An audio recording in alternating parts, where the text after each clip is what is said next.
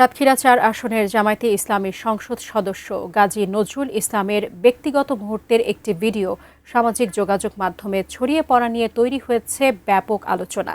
তবে ঘটনাটিকে ষড়যন্ত্র ও জিম্মি করে অর্থ আদায়ের চেষ্টা বলে দাবি করেছেন তিনি। আর তার দল জামায়াতে ইসলামী বলছে, আরও জেনে এই বিষয়ে নেওয়া হবে সাংগঠনিক ব্যবস্থা। সামাজিক যোগাযোগ মাধ্যমে ছড়িয়ে পড়া একটা ভিডিওকে কেন্দ্র করে এখন আলোচনা সমালোচনায় সাতক্ষীরা-৪ আসনের সংসদ সদস্য ও জামায়াত নেতা গাজী নজরুল ইসলাম। ঘটনার জবাবে মঙ্গলবার নিজের ফেসবুক অ্যাকাউন্টে বিস্তারিত ব্যাখ্যা তুলে ধরেন গাজী নজরুল ইসলাম। তিনি জানান, গত ১৭ জুন প্রথম স্ত্রীর সম্মতিতে মরিয়ম বেগম নামের ওই তরুণীকে পারিবারিকভাবে বিয়ে করেন তিনি।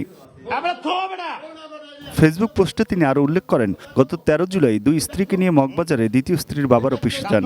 সেখানে থাকা অবস্থায় তাঁর গাড়ি চালক দ্বিতীয় স্ত্রীর মামা অপরিচিত কয়েকজনকে নিয়ে ঘরে ঢুকে তাদের জিম্মি করে ১ লাখ টাকা আদায় করে। বসুন্ধরা টিস্যু, অশুদ্ধতার বিরুদ্ধে এক বিন্দুও ছাড় নয়। রাজনৈতিক চরিত্র ক্ষুণ্ণ করতে পরিকল্পিতভাবে এই ষড়যন্ত্র বলে দাবি করছেন সংসদ সদস্য গাজী নজরুল ইসলাম। আইনি ব্যবস্থা নেওয়ার কথাও জানান তিনি।